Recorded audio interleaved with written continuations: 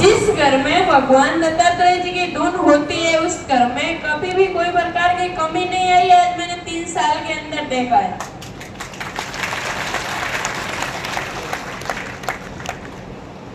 इसमें ज्यादा कोई खर्चा नहीं लगता है आपका। आपको सिर्फ 5 मिनट देने हैं। कितना टाइम देना है? 5 मिनट, वो भी अपने लिए, किसी के ऊपर एहसान करने के लिए नहीं। भगवान पर अपन एहसान नहीं कर रहे, खुद के शरीर के लिए दे रहे, खुद के लिए दे रहे, खुद के परिवार के लिए दे रहे हैं।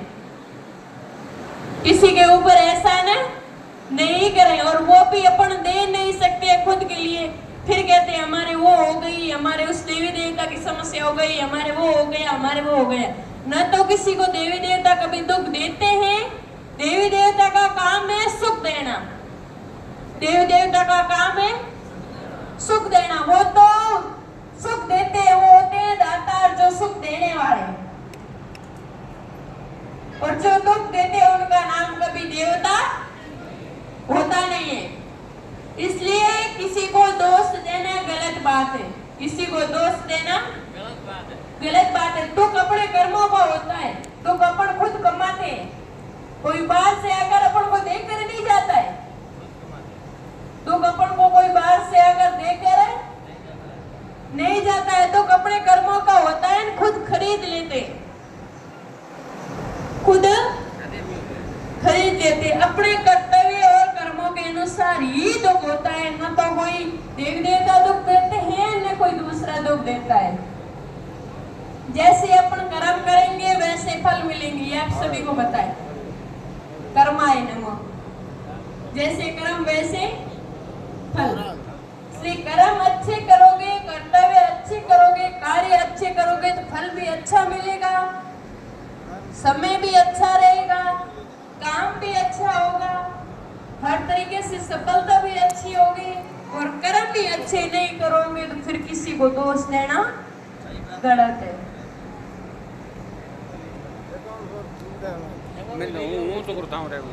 और जिस घर में या जिनके छोटी मोटी समस्याएं आती है, जैसे बुखार, सिर दर्द, ये तो प्रत्येक घर में होता है। ये कौन से देवी देवता की समस्या हो गई? ये तो मौसम की वजह से भी हो सकता है।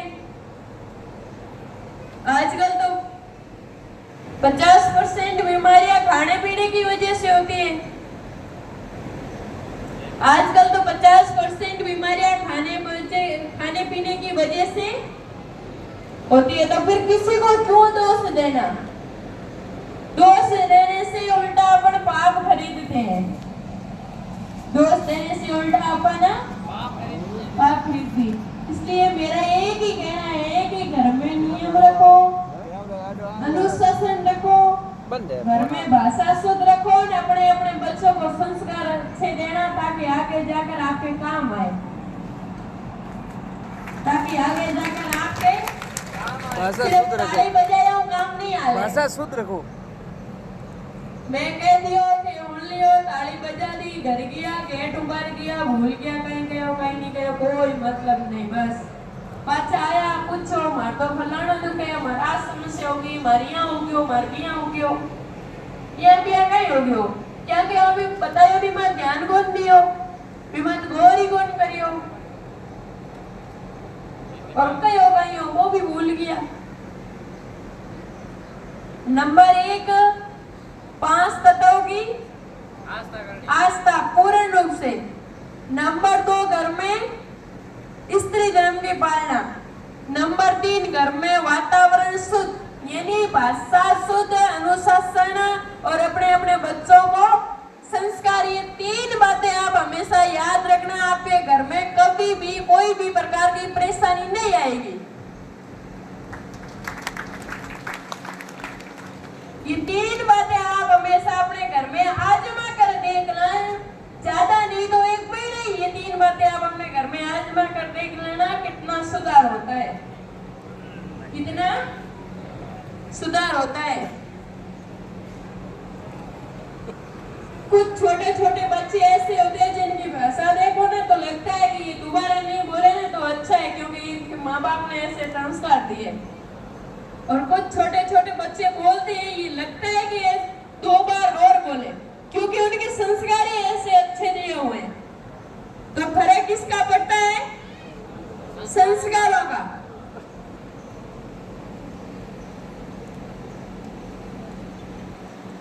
सभी कहोगे हमारे तो सभी के ऐसे संस्कार है, कोई प्रकार की कमी है नहीं, हमने तो उससे संस्कार दिए, हमने तो वो किया है।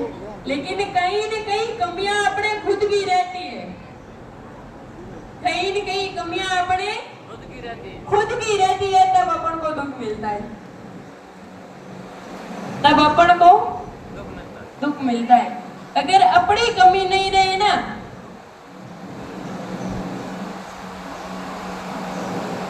तो कभी अपन को दुख होता भी नहीं। और रही बात,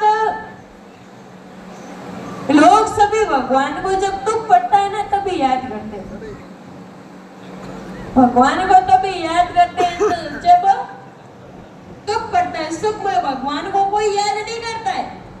आप यहाँ सभी आए हो ना, ऐसा तो है नहीं कि कोई बिना समस्या है, किसी के घर में कोई प्रकार की समस्या नहीं है, एकदम अच्छा है, मस्त है, सुख शांति और वो आश्रम है, ऐसा कोई है क्या? कोई नहीं है, सब समस्या वाले हैं, सब अपनी अपनी समस्या लेकर आए हैं।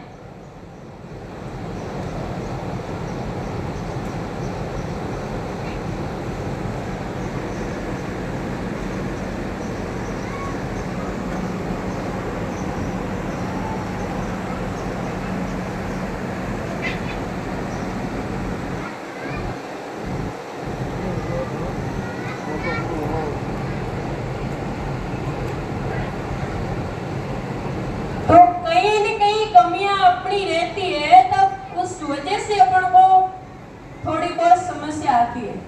तो अगर अपन उस कमियों को सुधार कर ले तो अपने कभी दुख नहीं आएगा। और आप भगवान को हमेशा याद करते रहो। ऐसा है नहीं कि हमारी समस्या थी, हमारे दुख था, हमारी प्रॉब्लम थी, हमने भगवान को याद किया, हमारी सारी समस्या जड़ से खत्म हो गई और अपन भगवान को भूल गए।